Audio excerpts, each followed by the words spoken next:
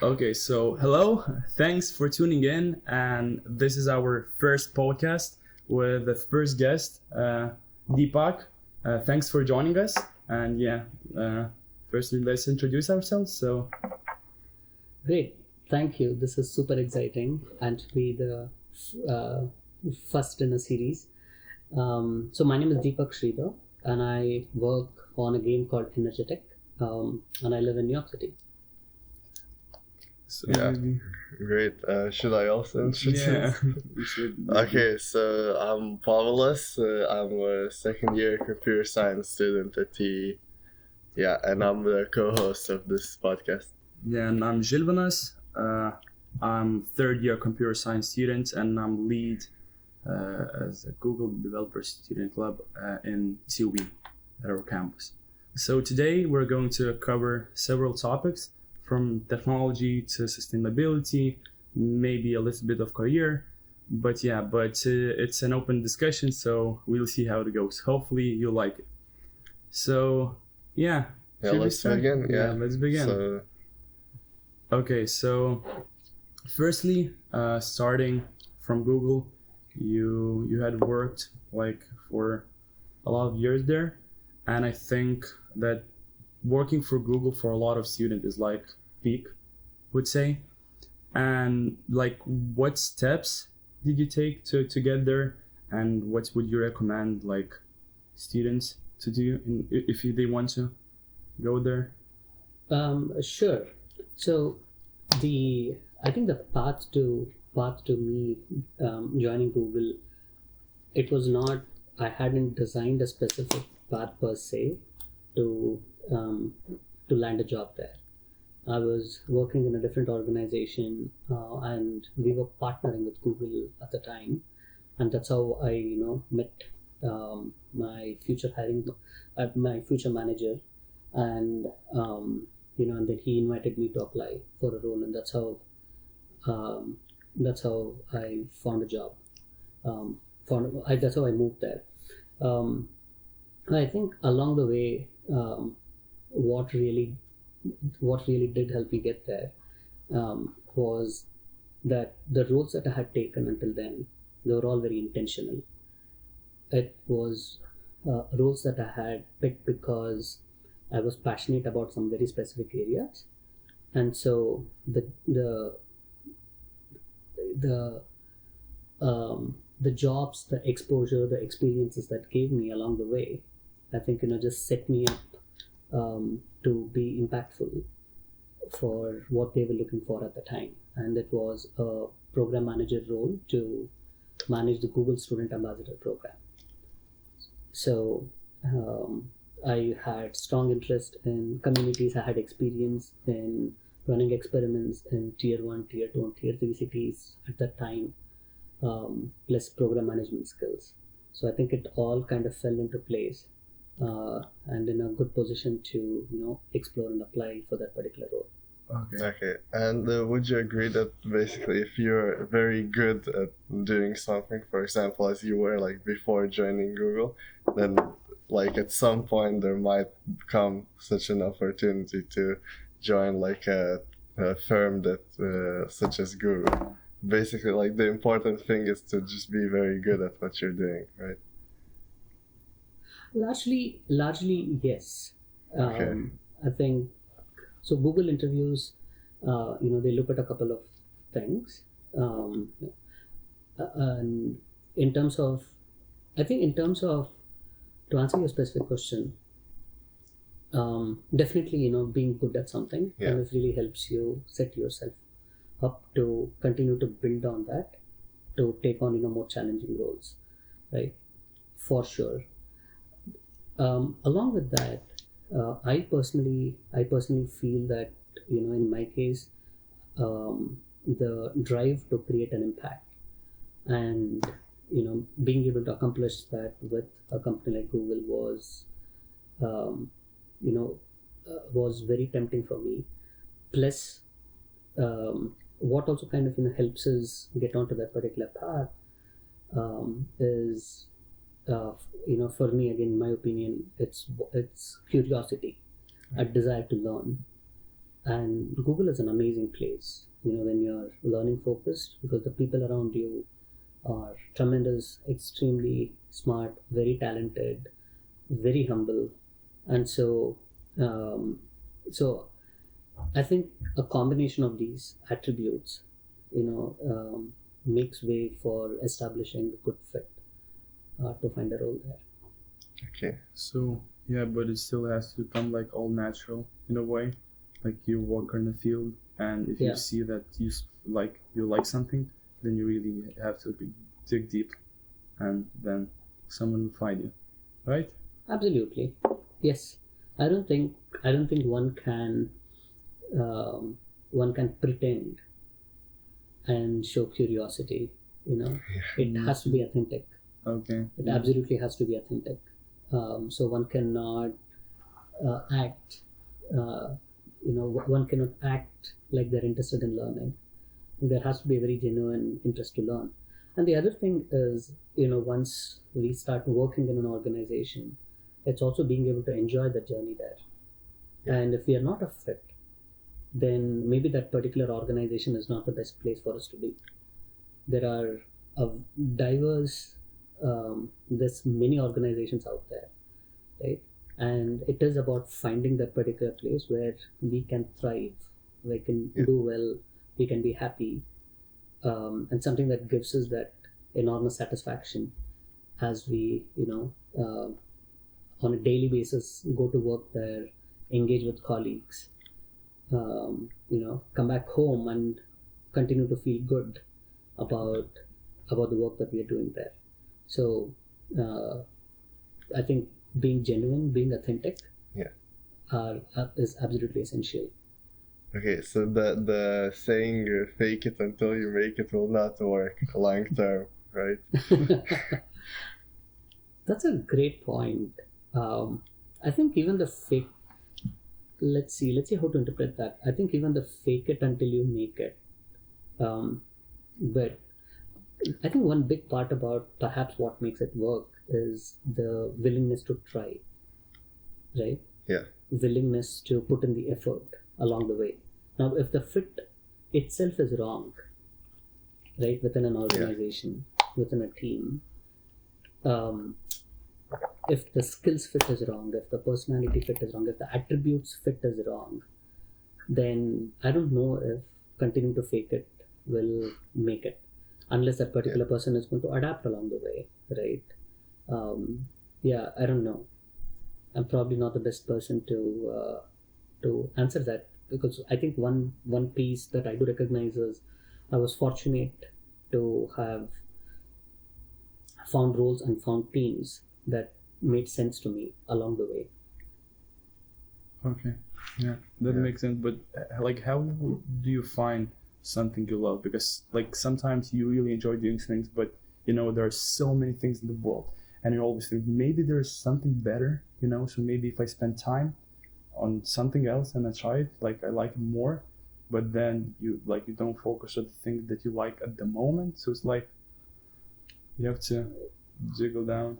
Yeah, I think that's always a possibility. Um, in my experience, when I intentionally selected roles, I knew why I had selected them. So there was something that I was looking forward to experiencing, in that specific role.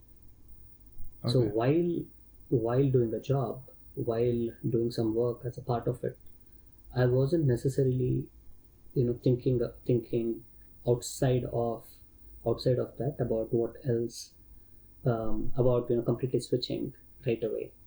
For sure, there have been times when I did want to, when I did have multiple questions, I may have had doubts, but then it is at that moment it is to kind of think back about the opportunity that I have at the moment in my hands, and what is the best that I can actually do. And if I have to explore further, then when is the right time to do it? Is it now? Is it 6 months down the line, 1 year down the line? Did I accomplish what I wanted to during that particular period of time? And how much more time should I actually give it, as I think about other types of pathways to explore. Okay, yeah, thanks for the answer. Yeah. Yeah. Thanks. Do you have any other additions? Additions. I think we can. Yeah.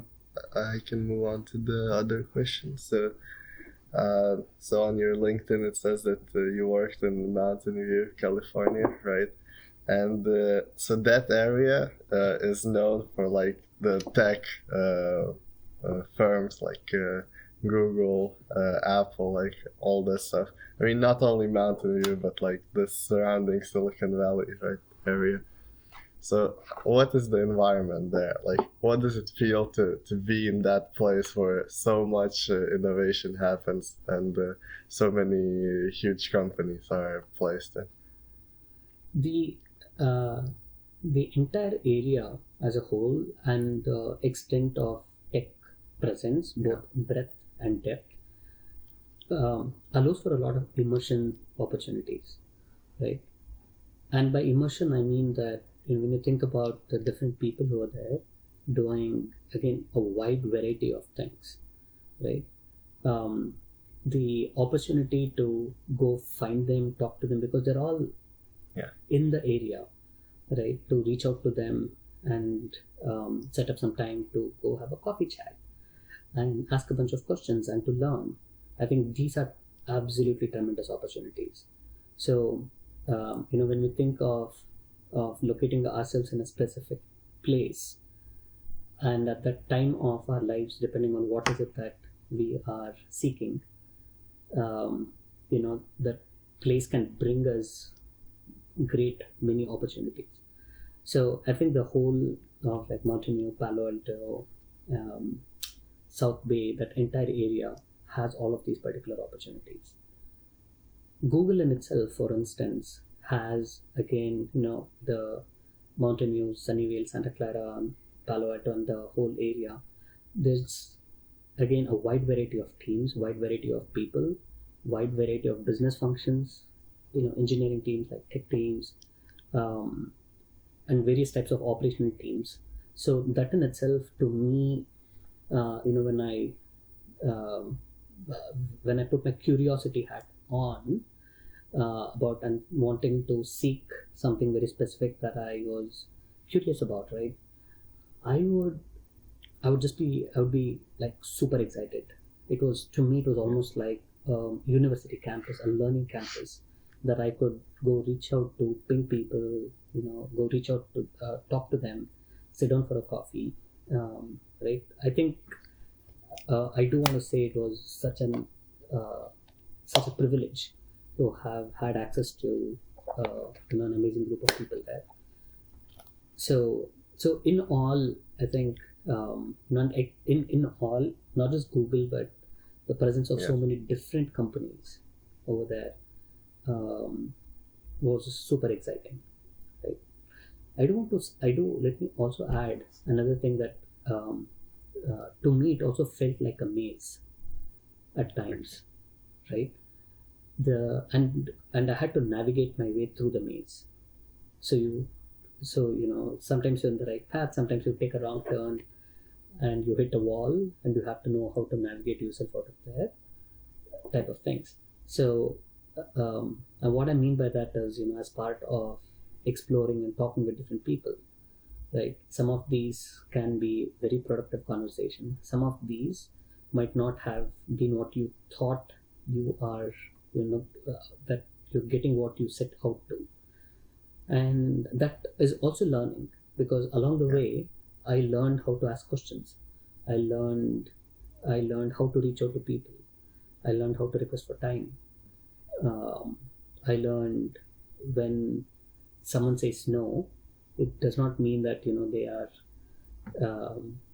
they're refusing to engage with me, but that they're all busy. And how do you then manage those particular situations so that it feels comfortable to reach back to them again in the future? I mean, so it's just a whole lot of learning. And to me, I think being in a complex ecosystem allowed for me to have that set of experiences to just find my own, like to create some pathways of learning opportunities there, which is why I kind of call it a maze. Okay. That makes sense. Yeah, you mentioned that you learn how to ask questions. What do you, like?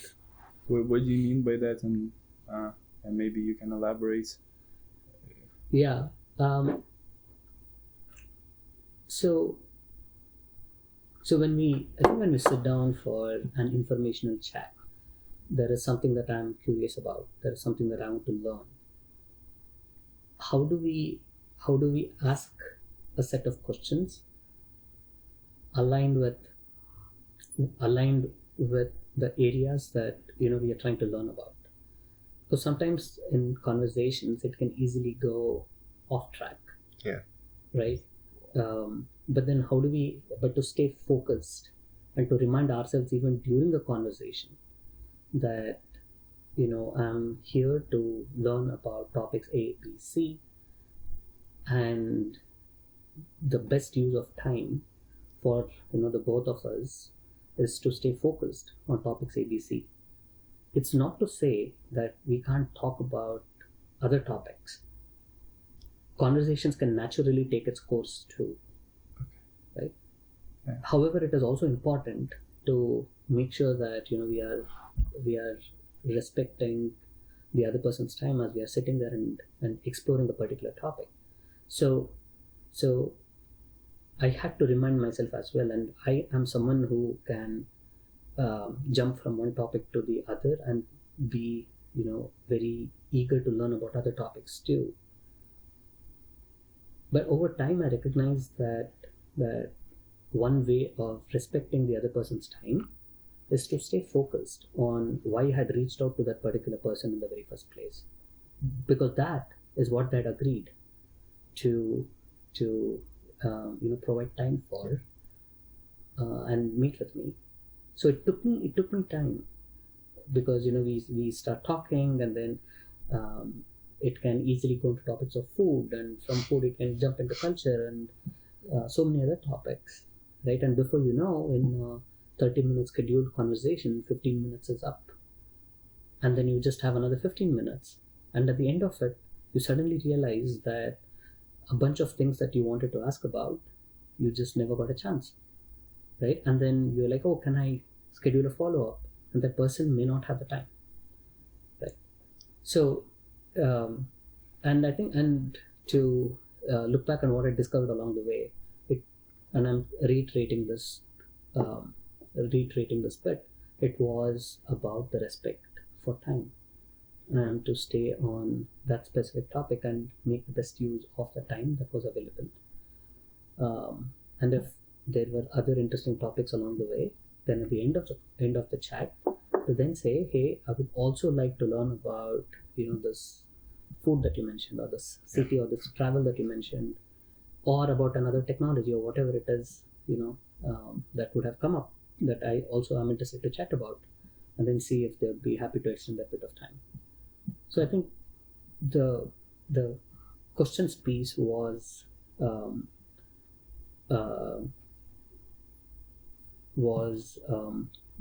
about staying on track with the topic on hand, and reminding ourselves that there is about why I schedule that bit of time, and to then ask that set of questions along the way on the topic, with an intent on learning as much as possible. And what that helps with is that we are listening more and talking less. So basically, be as direct as possible, and say like beforehand what for you meet them and what you want from them, and like from respect time. And respect time. Yeah. Okay. Absolutely. The bit about being straightforward, the bit about being direct, has been a learning for me, definitely. And along with being direct, I think what has helped me, and I think I want to say what I learned along the way by making mistakes, was to also keep it very simple. What do you mean simple? If I want to ask something, just use the simplest words to ask, instead of thinking what might the other person think, or how should I present it. And if I'm thinking about all of those as I'm talking, I end up complicating it. But rather, if I want to ask something, I'll just ask. And if the response that I get doesn't answer my question, then I clarify. Or if the question is not clear, the other person is going to ask me for clarification, and then I have an opportunity. Right? And this is rather than me making a set of assumptions about how I go ahead and simplify something in the first place by adding a lot more details than what's needed. Okay, yeah. That's good. We'll try to apply these advices from you on our podcast. Hopefully it works. Hopefully we learn as well, because we just start. So it's going great so far. We're asking straightforward, clear questions. Yeah, we're trying. Yeah. Yeah, maybe it's also like a cultural thing about the straightforward. Like, for example, people in the Netherlands, they here they are very straightforward, right? Have you noticed maybe that people being more straightforward here? Yeah, maybe compared to other Western nations. Yeah, like in United States or like other parts of Western Europe. I want to say so. I have lived in Europe for about a half year, more than a decade ago, and then I've visited a couple of times as well. And I have largely found two things. One is that the conversations tend to be very authentic in nature, and perhaps that comes from being straightforward and simple. So I experience a lot of authenticity, definitely. And the second thing is, perhaps again, what stems out of being straightforward is that there is a lot of efficiency. Yeah. There is no beating around the bush. There is no time that is wasted. I also just generally find things to be a lot more efficient. Yeah, but sometimes being direct also is quite hard when it's a sensitive topic in a way, and you try to be as polite, for example, as possible, and wrap some topic around with beautiful words or something. So sure. But yeah, I think that the skill that you have to learn, just be direct and as simple as possible. Thanks. Yeah. Yes. Okay, so maybe let's move to the second topic about the game. So yeah, it's really interesting how every student wants to be wants to be in Google, wants to work in Google, and some just leaves it in a way. So yeah, and our question is why after 10 years you decided to leave, and was this difficult for you? I think it's completely change of environments. You worked in a way of in corporate field, and now you just travel, and as I understand, you share this sustainability mission by showing people the game and by showing them how to play it in a way. Right. So I spent 10 years at Google, and the decision to leave was not intentional. So when Google did its assessment of roles that were redundant and laid people off, my role was going to be redundant too, and so I suddenly found myself without a role. And so it came across as a big surprise to me at the time. So it was a total surprise. Yes. Okay, because we heard, I don't know, I just read a lot of stories, but didn't face anyone specifically who experienced that. So just one random day you go to work, and the second you actually get yes. You got far. Yeah, it was I think it was a surprise for everyone. That's what I think. Yeah, you hear like about layoffs on the news a lot, that like some companies laying off like some amount of people, right? But I guess it's we don't get to understand how it's actually like to just come in and to just lose the job for no. How does it really impact Yeah. people?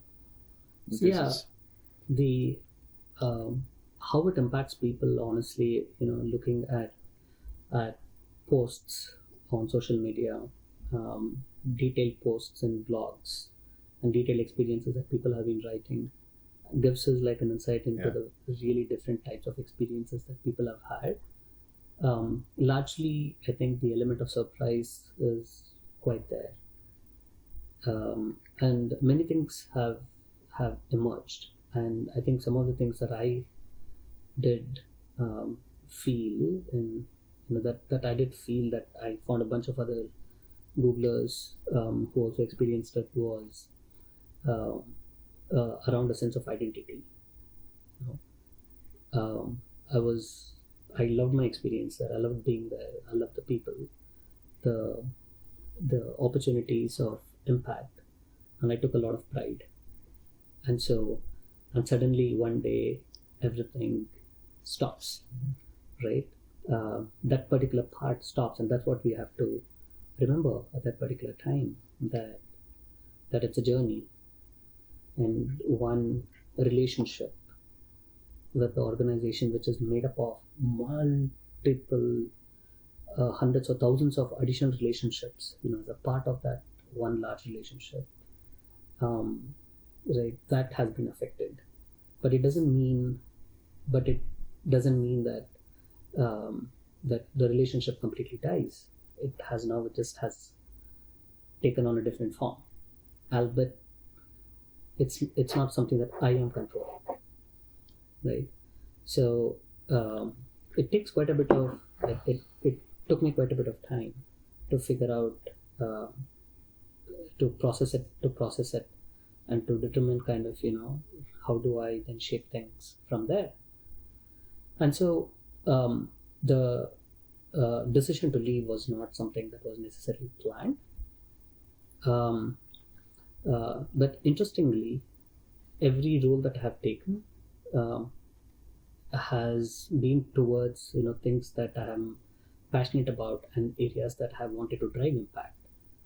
So I also felt it was now a time for me to bring really a combination of learning and experiences that I've had from all this time, back to the core area of sustainability, which is what I went out to study in the first place. After my undergraduate education, I studied public affairs and environmental science, and at grad school, where I discovered the whole space of sustainability, and I was able to attach a phrase called sustainability to things that I was curious about and areas that I wanted to create a deep impact. So it was an opportunity for me to just bring that set of learning and experiences, and see where is it that I'm able to apply and create impacts that matter to me. And I was on that bit of a journey of exploration, and I met the founder of Energetic, Richard, and that's how I then landed the specific role that I'm doing right now. Okay, so you have to get out of like every situation as much as you can, because you'll never know like what tomorrow will be follow. You have to adapt in a way. True. Okay. Absolutely true. Yeah. Also, in your new role, do you feel like you've been able to make like the same amount of impact or even like more impact than you were at Google? Or is it like a more fulfilling role for you, or do you think the older one was better? I think, okay, that's a very difficult question. But let me also, start with answering the second part of what you asked earlier, which is, how has the transition been? Yeah. Right, and let me start there. Largely the transition has been very exciting, because I'm now back on the main road that I've always wanted to, drive on. And so I feel very strong, right? I feel emboldened. I feel very energized. I feel confident about everything that I'm bringing onto this specific journey. So the largely the transition hence is quite exciting. Now, the nature of the organization that I used to be at and here, it's very, very different for sure. So over there were established teams, established structures, established processes. There was like resources available to you quite readily for the large part. There is funding that is available, right? Very importantly, there are people who are very accessible, again, quite easily. And moving into more of a startup space right now, you have to now go find all these things, and they're not readily available. You have a network of people that you can definitely tap into, but it's not the same as when you are part of a company and you're reaching out to colleagues inside the company, right? Here my network now has suddenly widened as well, and reaching out and finding time with people has its own set of challenges, plus other types of resources that are needed. I have to now it's become more challenging to make that particular case, to then go get that set of resources and to then get the job done. So the transition is also challenging in that particular aspect, but I know what I have walked into, and I know that it's going to be challenging, and I'm looking forward to actually learning from that set of challenges, because I'm sure I'm going to make a ton of mistakes. I'll fail extensively in multiple areas, and that's okay. And I have to remind myself of that, because sitting at this particular moment and thinking about it in a very calm mind and calm space, sure, it all feels like, yes, I can do this. But there have been moments, and I'm sure there will be moments, where I will get a lot of questions and I will get a lot of doubts, and I will ask myself, what did I get myself into? And then I have to remind myself why I'm doing what I'm doing, and tell myself and remind myself again also that of the huge significant learning opportunities, and to let that surface, grab meaning out of those particular experiences, and then calibrate, right? So that I'm not making I do my best not to repeat that set of mistakes again. Okay. And you mentioned about like now when you transition, you have to like establish everything basically by yourself, like the network, find the people, because in the corporation there's everything like set up. And yeah, don't you think that sometimes, like even when you were in Google, big corporation, that you want to change those processes, like those foundations, and now you have a chance like of really doing it, and when you start something from like on your own, you actually like start from the foundations. That's what like makes you, I don't know, in a way more happy, and it's like it feels more fulfilling. Mm-hmm. So yes, yeah. I mean, when I in my previous jobs also, if a particular there are some processes that can change, and if we are approaching it with the right reasons, and then engaging with the different stakeholders who are a part of a particular process, and making a case for why parts of it need to change, I generally found that people were quite willing to work together to make that happen. So at the same time, there also were certain processes, that were outside of my control, or being able to, bring about any change, and what might have been frustrating. But then, we learn how to balance those and make progress. Okay, so Again, it's sometimes it's about, picking your battles. Okay, a quick question about just your personal preference, right? Do you prefer a corporate environment or like a freedom of a startup or like the resources of a large company? At this point in time, I want to say it's a little too soon to answer Okay. for where I am in my journey. I've been in startup environments prior to, being in corporates, and I've found that, both Yeah, both both have their benefits. own opportunities and challenges, for sure. Again, I think it comes down to the point, that particular time, the point in a timeline, the point in a journey, and what is it that we are hoping to build, what is it that we are hoping to accomplish, and what do I want, a type of a construct of thinking. And at this particular point in time, I'm very glad to be in a startup ecosystem. Okay. and we're happy to hear Yeah. that you're in good position and you like it. I think Thank that's you. what you want to achieve with Yes. in life. Okay, so moving on. Are you going to? Sure. So you have been traveling a lot, right? Especially with now presenting the board game Energetic, and so you've been in Netherlands. You've been in the US, right? Presenting it.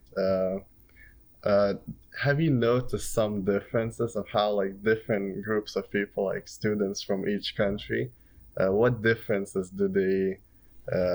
What differences do you see in the way that they approach sustainability and the topics that the board game brings up? I'm still in the beginning part of that particular exploration.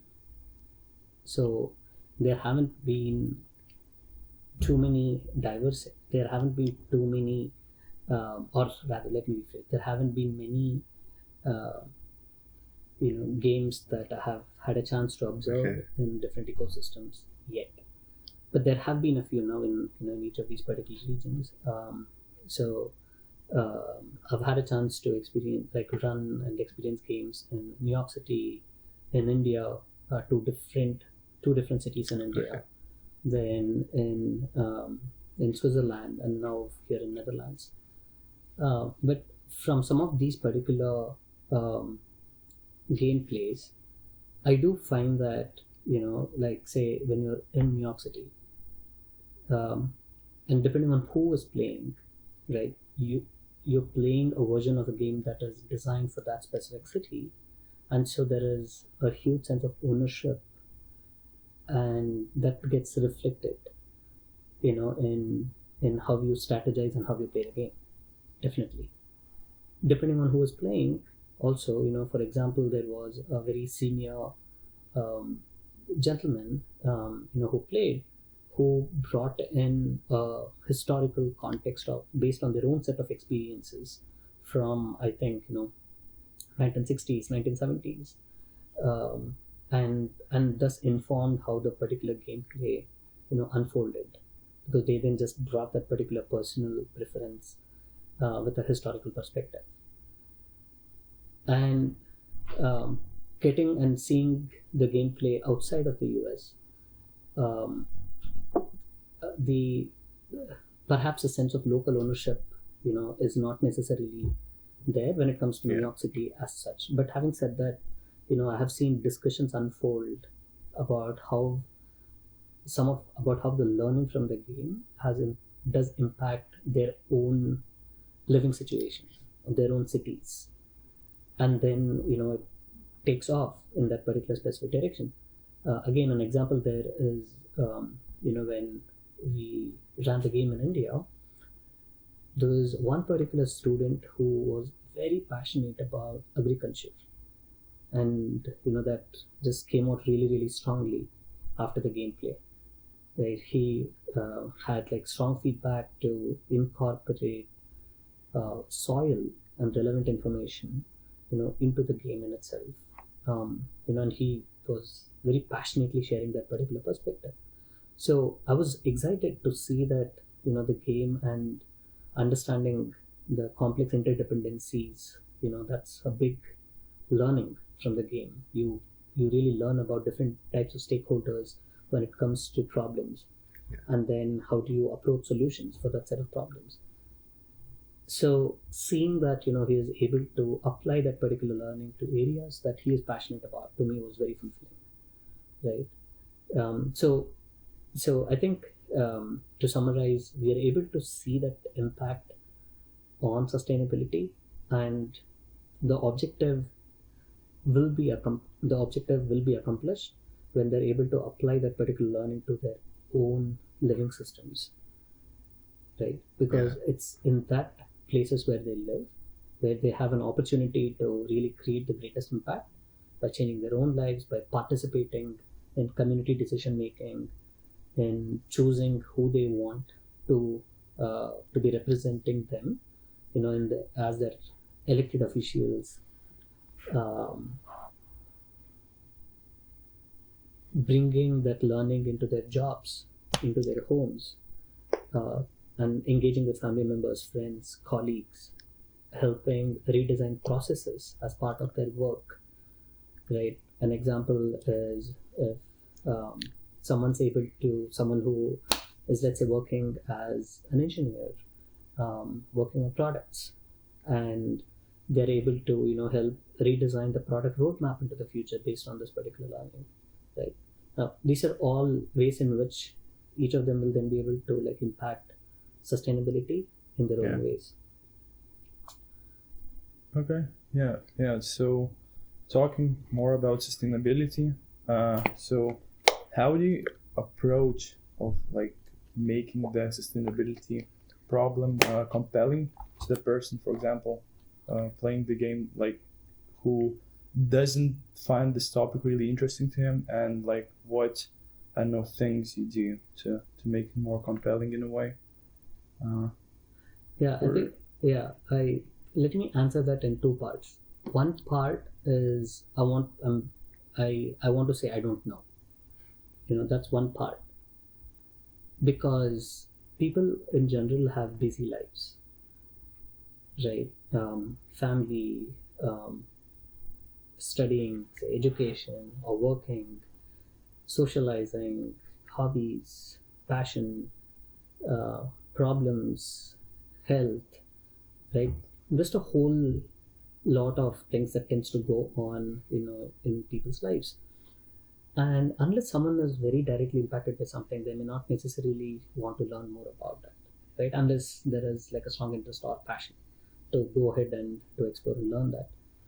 So to kind of create an interest in energy transition, to create an interest around topics around decarbonization and sustainability, it's not easy. So there's one part of it that even I'm learning along the way about how do we make this compelling for people to want to come and experience and learn. Because for me, energy is like food, like air, water, right? We are sitting here having this particular conversation because there is electricity that is powering this entire space that we are in, and hence making this happen when it comes to being able to share this with a lot more people, right? So considering how core it is, I absolutely believe that it is essential. Now, making it a strong topic that people want to understand and really help themselves in their own lives, I think that's one particular part that I'm learning along the way. Now, the second part to this particular answer is, a lot of people, I think, inherently understand certain things about why it's important, about topics of sustainability. And I think just the past couple of years, with COVID just impacting the entire world, something that one cannot see impacting people irrespective of how poor or how wealthy they are. Right? Everyone is vulnerable unless they take precautions. And how it kind of had an impact on people's lives, kind of I think has brought about an appreciation about aspects that we don't know and we can't control around us, right? And so I think hence people understand now that this is a topic area where they need to engage in and they need to be doing something about. The what, the how, what is in their control, what is not in their control, and how are they able to influence that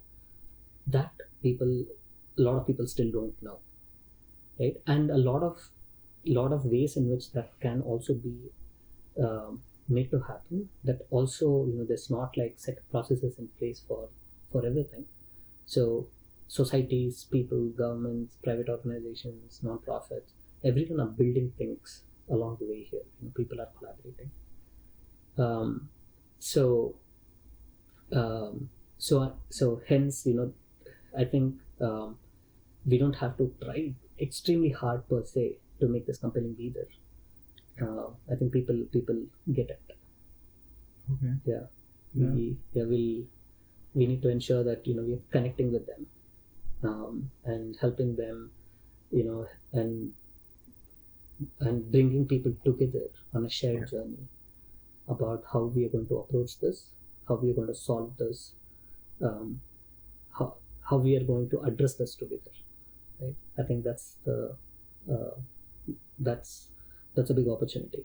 Okay, so would you agree then that maybe like the goal of like the vision, the goal of the game is not even to interest people that have no self-interest in sustainability, but rather to provide a platform to those people who already are interested and those who want to do something, to like talk and exchange ideas and to basically like help them make the change. So can I ask you to repeat that? Yeah, so would you agree that basically the game maybe doesn't, the goal of the game is not to, let's say, interest those people who don't care about sustainability, but rather to like be a platform for those people who care and they want to do something about it? So the objective of the game is to reach everyone. Okay. Now, what kind of people come to the table to play the game? For sure, it's the latter group, those who have an interest. And what I've seen is those who have an interest, who play the game, will talk about this, as part of, for example, a dinner conversation, right? And then they talk about the things that they have learned. And then hence they're passing along their interest and piquing interest in someone else who may not have thought about this particular topic, who also now want to come and experience the game. So in that way, it is bringing people through that bit of connected and shared experiences, bringing different types of people to come and experience the game. But you're right that the initial set of people who want to come and explore at this point are those who are currently curious about it and who definitely want to learn more. That's certainly there. Yeah, one maybe more question about sustainability. Like, do you see? You said that people usually do understand sustainability now, like naturally, because of the corona, like all people felt like something unexpected could happen and impact all of us, despite our backgrounds. And do you see like now the sustainability topic is in a way very, very crucial and important for us. Due to like global warming and other things like that. And do you see the difference between like generations, that people back like, I don't know, like 20 years ago, 30 years ago, this topic wasn't brought like in schools, in university that much.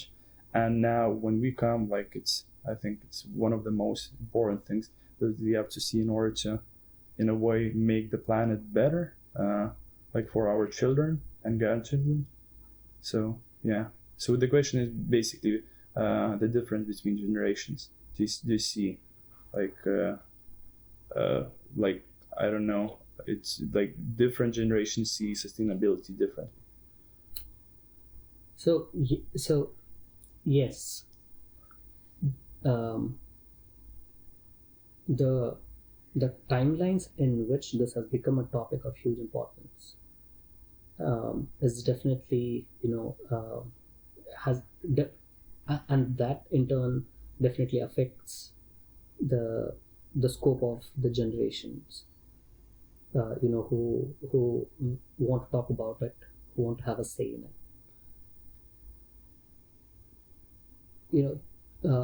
To I think one thing to kind of examine is also the nature of processes and systems a couple of decades ago, and what were some of the chief concerns at the time that could have provoked discussions around sustainability or not.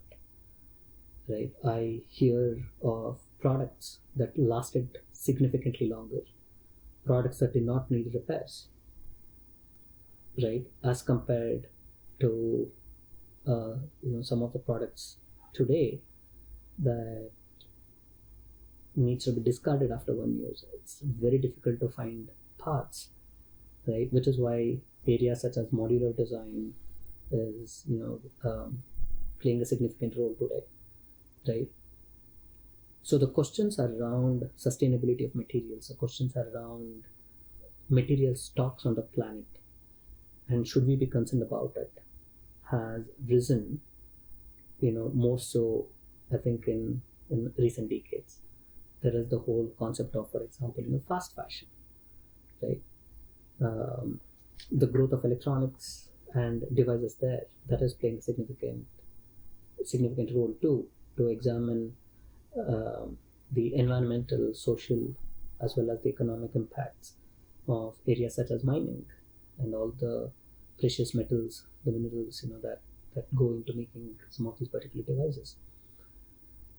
There is a growth in consumption of energy that has also come about with all the set of developments that has come about. And so in this, past 10, 15 years, or past decade or two, and then going forward, projections around the use of resources, and hence the sustainability, the availability of that particular set of resources to continue meeting the needs of people, is hence quite a bit at quite a bit of a question. So I think the relevance of sustainability to different generations and how it was discussed during like each of the different timelines has, it's different along those particular lines. To add, the one huge set of a population set that also cares about this and wants to talk about it are the ones who will be impacted by this, right? People who are born now, people who were born just a decade or two ago, and in whose lifetime over the next 70 to 100 years may be the ones to really see significant impacts from a lot of the environmental events that may actually come up due to how things have been treated so far when it comes to ecological systems, right? And hence there is a growing young generation and a group of young voices that is very strongly expressing concerns around the state of systems and bringing forward a critical discussion element around the current shape of systems, and if that's going to evolve and transform in ways that are sustainable not just for this particular group of young voices or the population, but also for many more centuries to come along. Okay. Yeah. So you mentioned different fields that have an impact on sustainability, and how do you, in a way, like we have to acknowledge that sustainability and future of our world has impact on all of us. But for entrepreneurs, sometimes it means that they have to give up maybe their profit, maybe their revenue or something, to make their products, to make their service more sustainable. And yeah, how do you in a way face this issue of explaining and to entrepreneur, or maybe encouraging him to move towards sustainability? And yeah, what should be their I don't know, initial motivation of moving them from maybe if you have to choose between two things. So are you asking about any entrepreneur in today's Nothing. world? Yeah, maybe nothing specifically. If you have examples you can provide, but yeah, I'm asking just in general how you approach and how you talk to, for example, entrepreneur that you see that he has lot of impact on sustainability, but he doesn't care, and if that company or something would change something, it would be a bit better. So if we think about entrepreneurs who are creating ventures to develop solutions that directly impact sustainability, then the case is already made, right? They are working on a set of products, some solutions, services that is going to be creating a positive impact, or helping solve something. There are also entrepreneurs who are starting different types of ventures that may not directly be aligned or fit into a solution space around climate or sustainability at large, but they do have, and I think everyone do have this fantastic opportunity about the type of choices that they can actually make. So let's say it's a startup that is going to come up with a new product, and can they let's take this particular water bottle for instance. So what is the amount of materials that I need? What type of materials do I need? Can I think about recycled materials that can actually go into it? Where do I go and find that particular set of materials? If something is needed a year or two down the line for what I'm working on, can I collaborate with a research organization? Can I go find a grant and help a particular research organization to produce something that I need along the way? And how might I be a strong voice there so that my own business is able to sustain 5 years, 10 years down the line? Entrepreneurs also have to think about how current regulations and future regulations are going to impact their business, right? And that's critical for the sustainability of the organization, the work, their own future, that they are actually designing. And hence thinking about the changing landscape of regulations as well, it's becomes critical and becomes prudent. Yeah. So they then, again, going back to this particular water bottle, they have an opportunity to examine every part of the value chain and see how they might be a part of a sustainable operation, and hence increase the viability and the success of the organization that that they're starting or that they're running, right? So I think there is truly a tremendous opportunity. And so even if someone is not has not studied this or not very familiar with sustainability as a topic, the situation is such that it will come up as part of some conversations that they might be having with their stakeholders, or the least, if policies are in place that is going to help them explore from a sustainability viewpoint, it will bring some of these into their work. And I do want to add that, this the space is not perfect, or that the space is not conducive in all parts of the globe yet, that really encourages this type of thinking per se. So someone might say, I'm just going to do what is the most, whatever allows me to actually get the ball rolling right now, and then think of things along the way.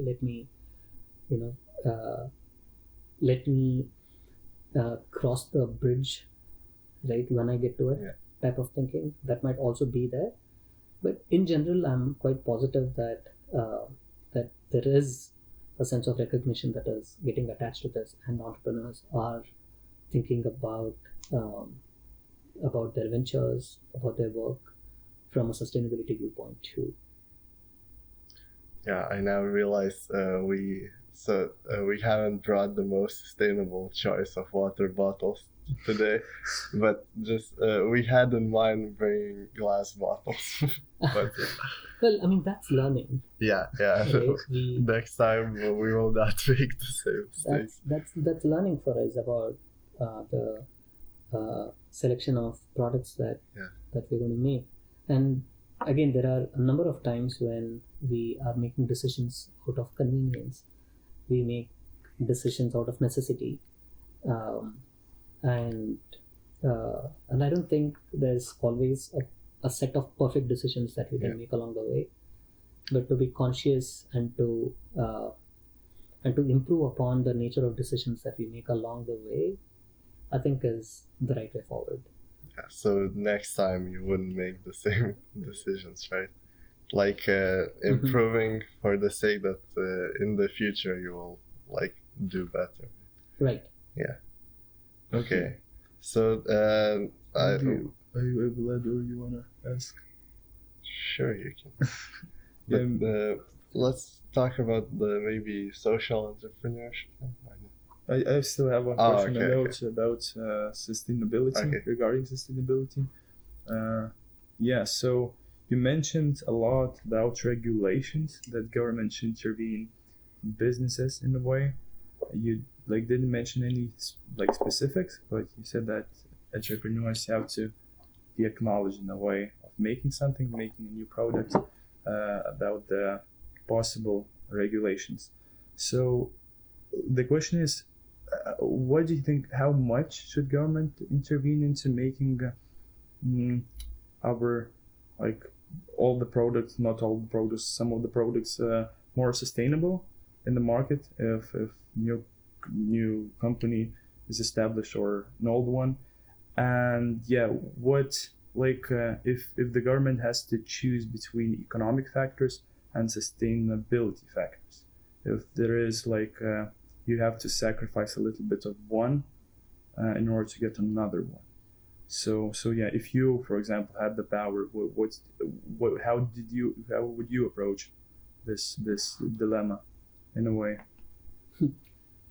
I encourage you to play the game, because because the game brings about quite a bit of the thinking that actually happens between people on this particular topic. Definitely. So to what extent is policies needed, to what extent is intervention needed, and how should governments balance this out, I think depends largely on the part of the globe, countries and the nature of governments they are in. At least from what I understand, and I know little, at least with democratic governments,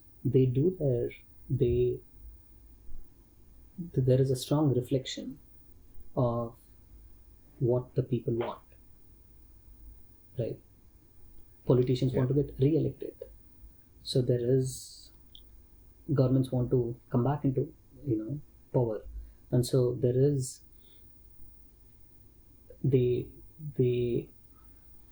figure out what is it that people want, and then they are hence creating a bunch of policies or practices that recognize that and allow for that to make it happen, while at the same time they also have to balance what is good for the society at large, right? And make sure that the public administration of things also is effective. And so sometimes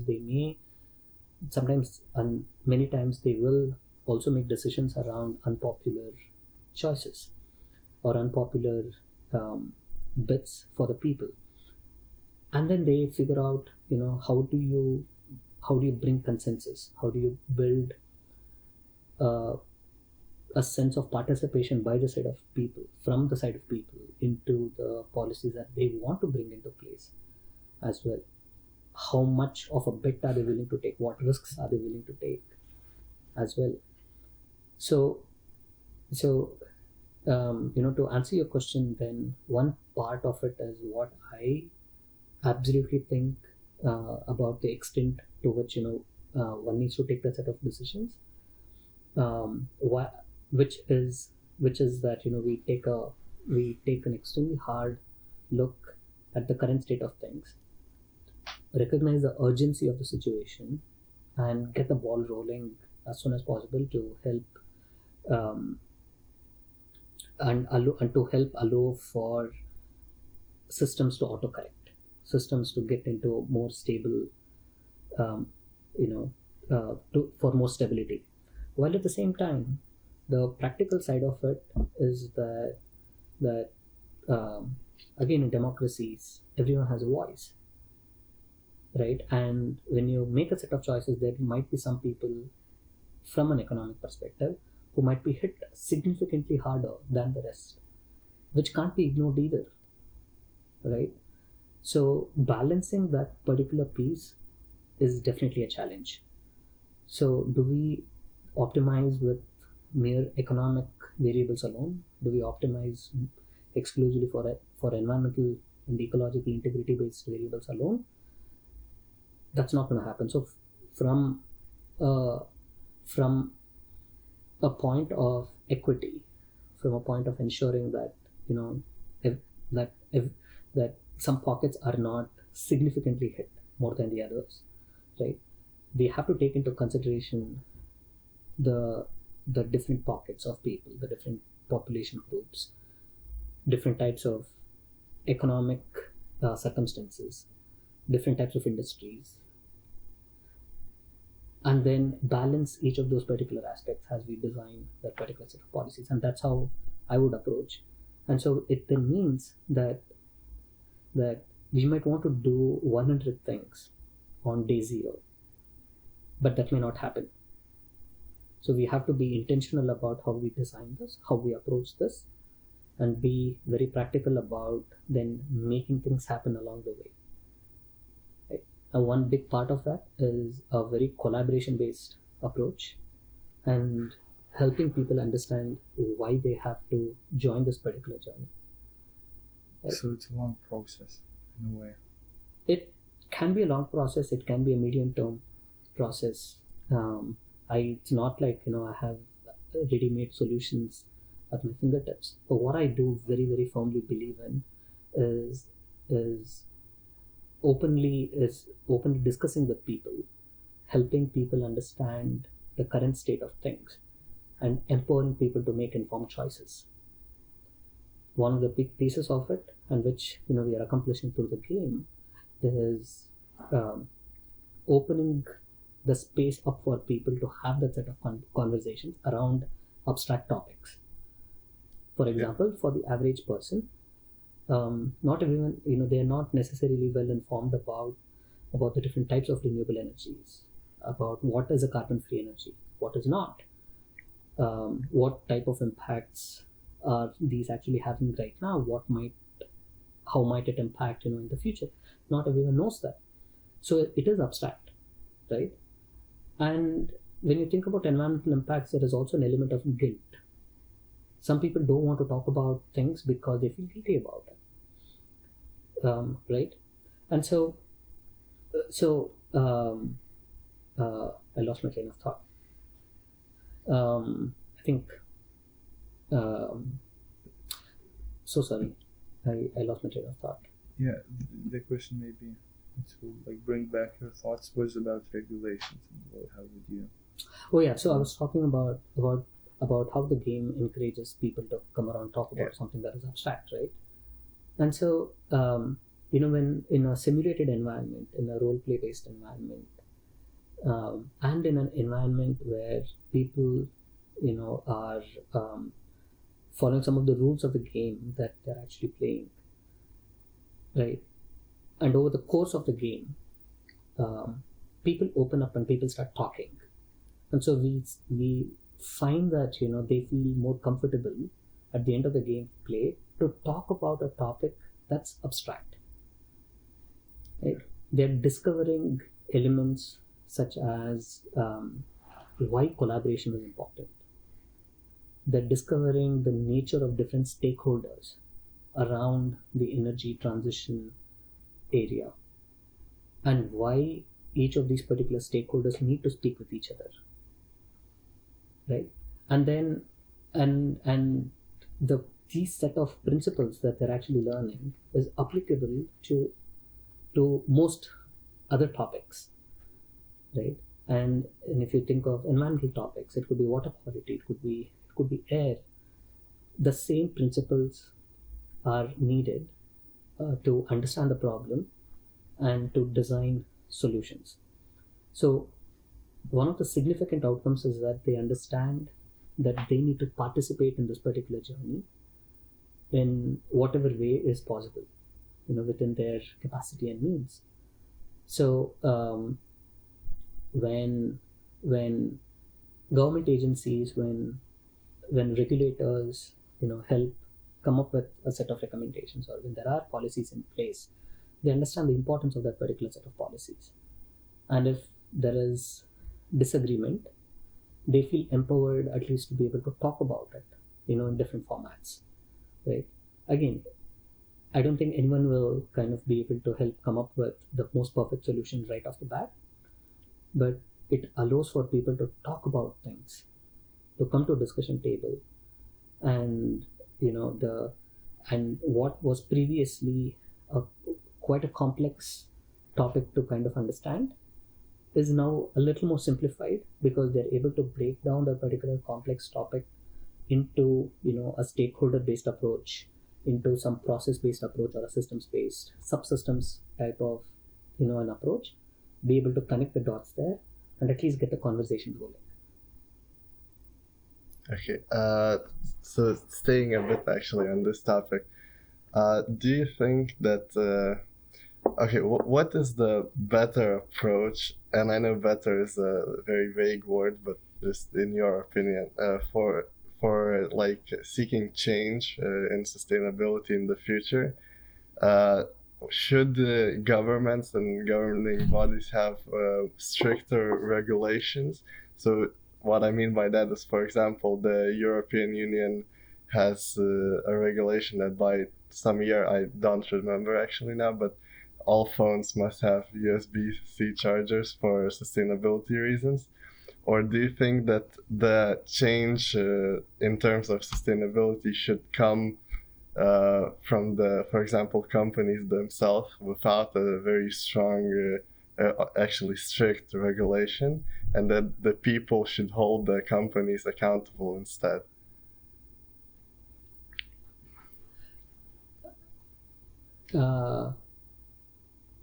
I think that the different agencies that are in place, right, private, public, non-profit, it is like everyone will have to play their own role, in helping actually strike that bit of a balance between different systems. So a company might be thinking about their own type of a charger for competitive reasons, right? But that might and they might not necessarily be thinking about it from a very holistic global sustainability viewpoint, right? Or they might be thinking that it's an opportunity for them to be the ones that are widely adopted, and hence their technology is the best way forward, right?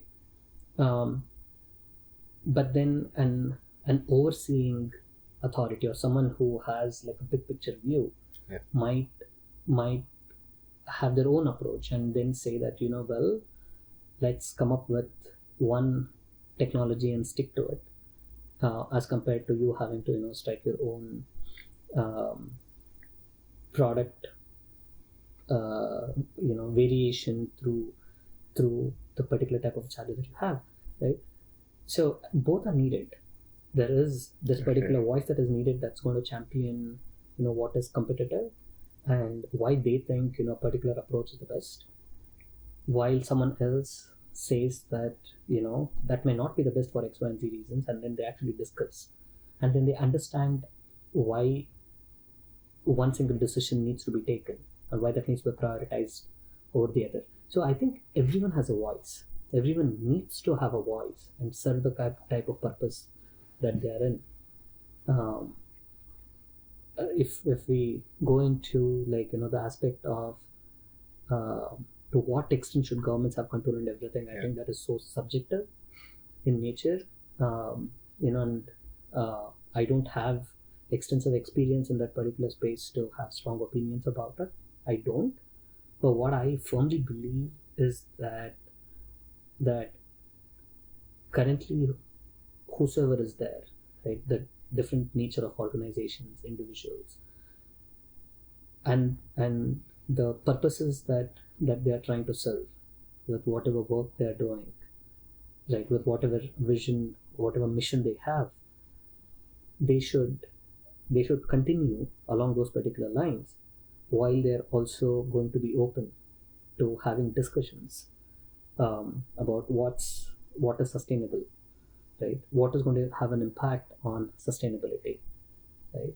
And within that, the sustainability of their own organization, the success of whatever venture they are embarking on, or the reason why they exist, the success of that is tied to sustainability at large, right? If I decide to ignore how I'm part of the bigger picture, that may have adverse effects on me. And to realize that and to be part of a collaborative approach, talking to different people, I think is the best approach for collectively figuring out how we're going to embark on a sustainable development path. Okay, thank you. Okay, maybe one really fast question about I'm not that experienced in the sustainability field, but I for example, Iceland has a lot of waterfalls, a lot of geysers in a way, which store in a way a lot of energy. Like you can, I think Iceland itself uses 25%, 30% of their energy. I'm not sure how much, but it's around that much. And why they maybe in technical aspects, why they don't try to export it more widely in a way. They try, but they're still not that successful. And about building, for example, different example, building solar panels inside the regions where the sun shines every day of the year, to say it broadly in a way. In the desert, for example, I don't know, Morocco, and transport all the energy to Europe. What are the issues? Why don't they try to companies or people don't try to do that, or is it being done? I just don't know. I'm not. Neither do I. So let me add that into the current industry around sustainability. I'm just entering this particular space, and I'm still learning about the different technologies out there and how it works, the merits and the demerits of different systems and different options that is available there as well. So to the specifics of what you're talking about, I don't know, and hence I don't I don't have a response to that.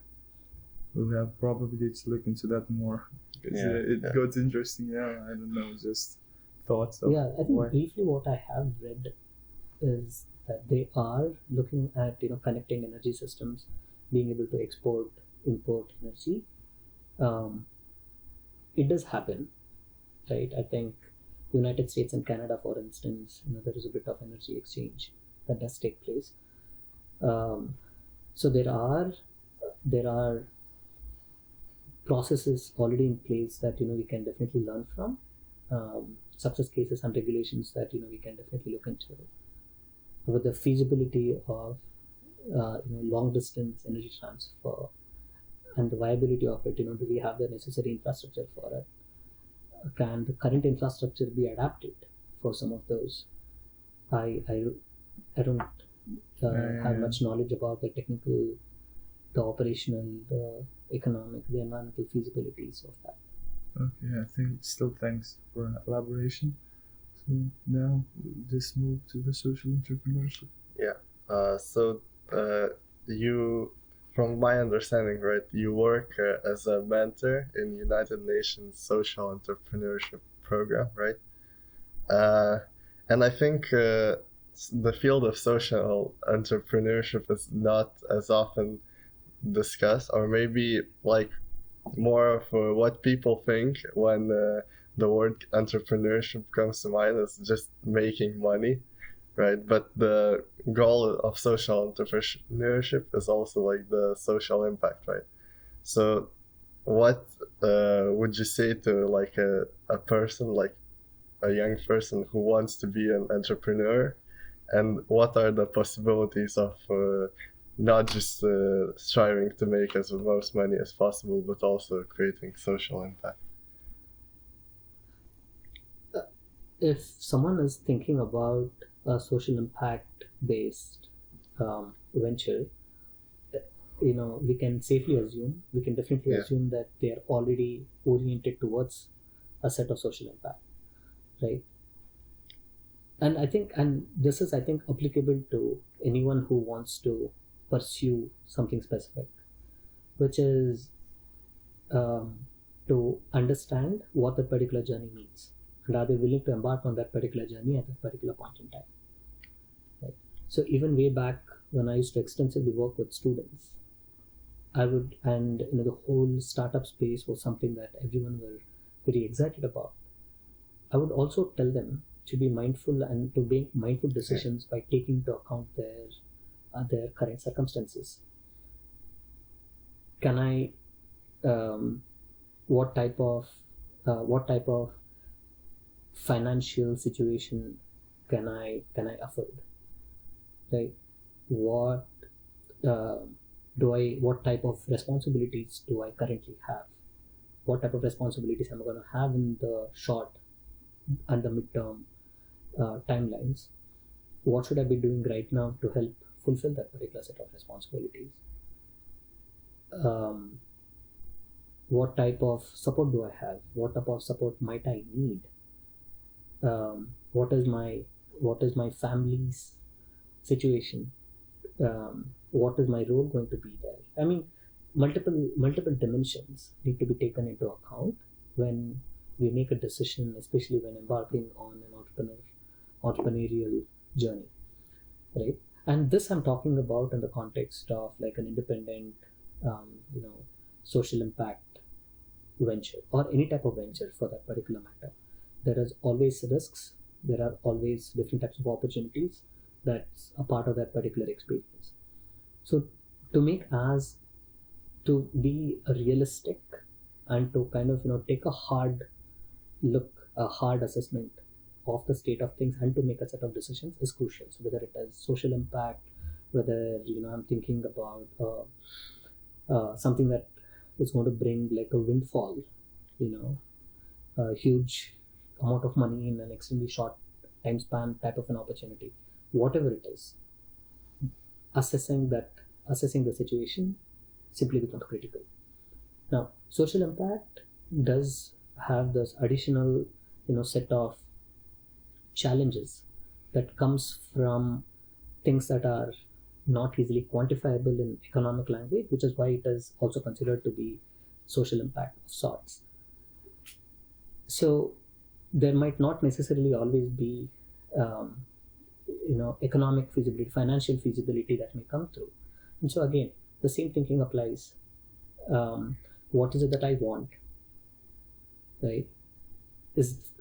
can I afford to pursue this right now, right? So examining the timing of it, the resources of it, and then taking a call is the right way of doing it.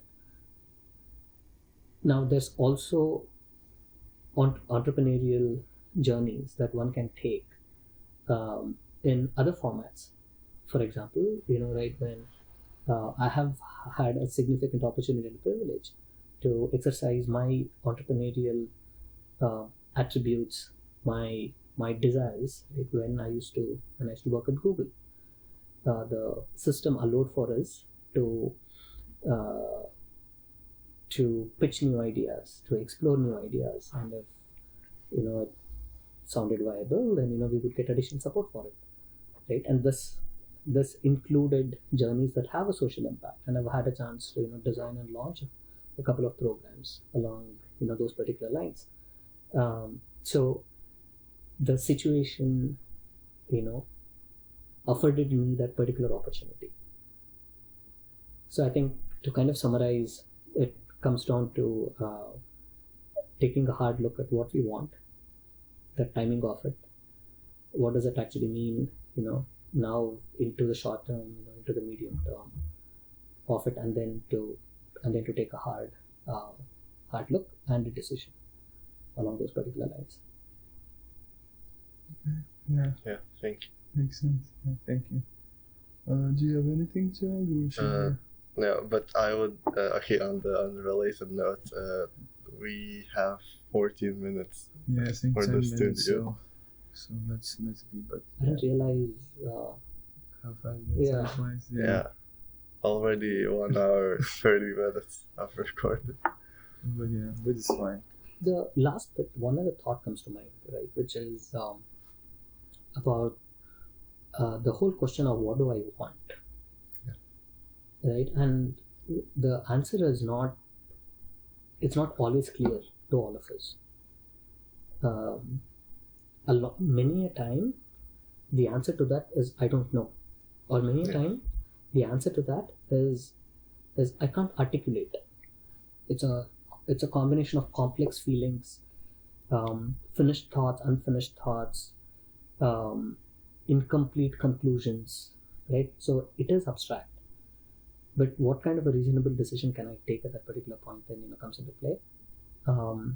And with the whole what do I want, to also kind of to fit into an extremely long-term view, I think also really helps. What am I passionate about? When I think about some of this 30, 50 years down the line, and when I look back, how do I want that particular journey to look like? Right? Like it's like a car that has traveled well, and then to, depending on the philosophical bent of mind, values and everything. That's another huge way of thinking about it too. But yeah, addressing this question is so hard sometimes to actually differentiate between emotional feelings towards something that you really like and objectively thinking about things. That, for example, there are fields that you are really would I say talented in, and you see that you have to put way less effort to actually achieve something, and that field is actually beneficial for the future, or maybe you can have an impact. But then there are fields that you're really into, and but you feel like someone is way more talented, and by putting in way less time they can achieve more. And sometimes it's so hard, I think so, to I don't know, maybe find the middle ground and balance those things out. Yeah. It is very difficult.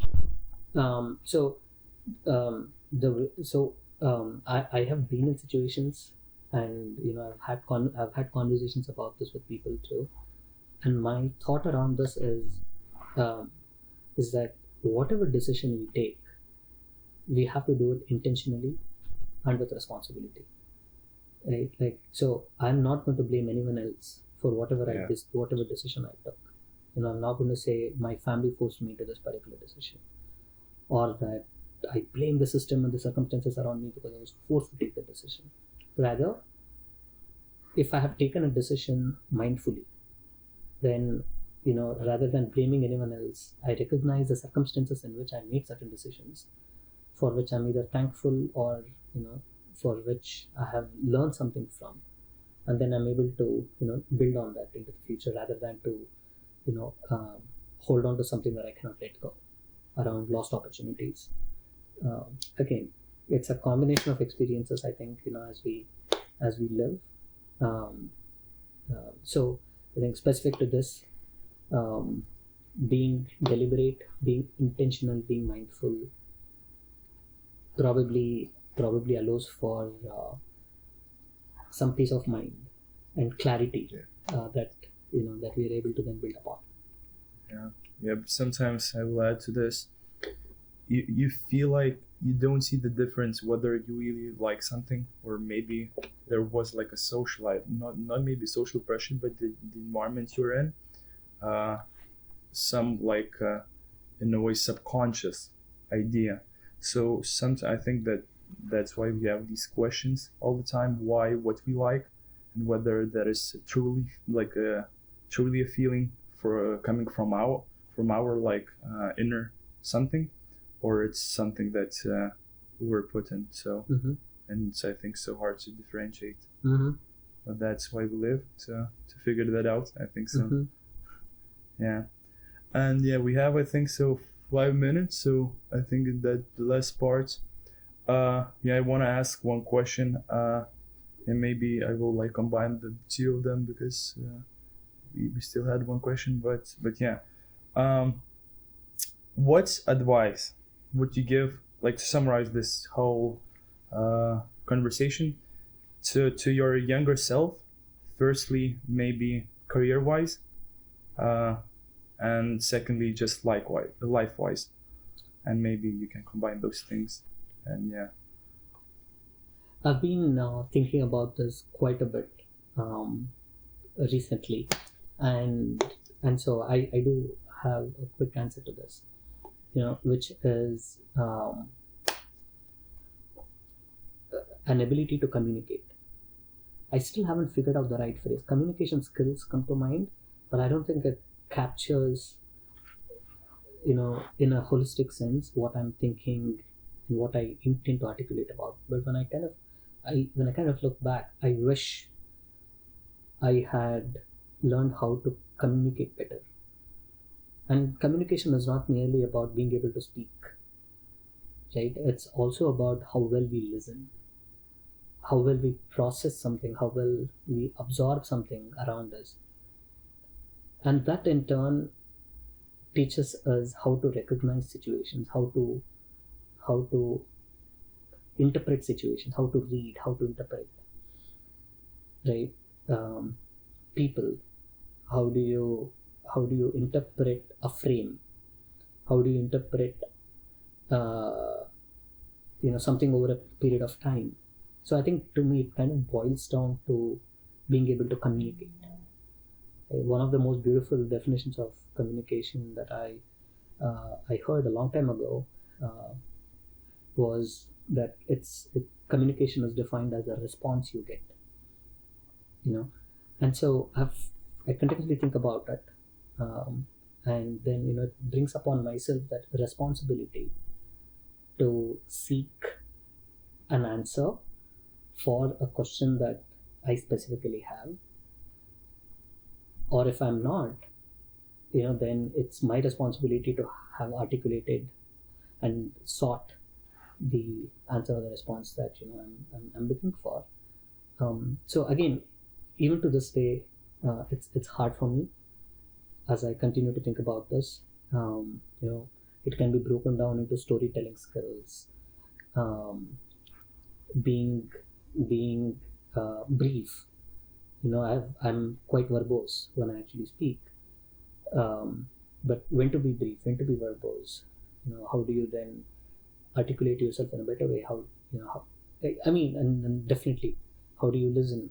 And over time, I think more recently, very consciously, I'm focusing on listening. And in this particular forum right now, I've been invited to speak, so I'm speaking, but otherwise consciously I try and hold myself back from saying anything and asking myself, is there a reason why I want to say something? And that kind of allows me to introspect what I want and go on a bit of a journey, in that specific point of time as well, to examine something deeper and then learn something from that. So, and I just wish I had started this, significantly earlier in my life. Okay, so to summarize, basically communicate, be direct, and be around people that you want to be around. Or The being around people, I don't know if we have time to go into that. Be around people that you want to be around. I think it organically happens. It just brings back a specific set of experiences as I think about this particular bit. But sometimes I have intentionally put myself in places that I know I would be uncomfortable, so that I learn to be okay with being uncomfortable. I learn something from that, and then I'm not uncomfortable with it anymore too. Right? So I think there's some opportunities, and as long as it is safe. So there's opportunities to learn from everything. Again, for me, that bit of that I value learning very significantly. So again, when it comes to people and when and whom I engage with, everything, I have my own perspective around it. okay, so thank you. Thank you thank for coming. Thank you for everyone for listening. Oh, thank you for this opportunity. This has been exciting. Yeah, you were very wise in Why? this path. Well, Very much you. wisdom. I have a significantly long way to go, but if there is if I've had a chance to impact anyone, I appreciate that. I'm grateful. Thank you. Yeah, thank you. Okay.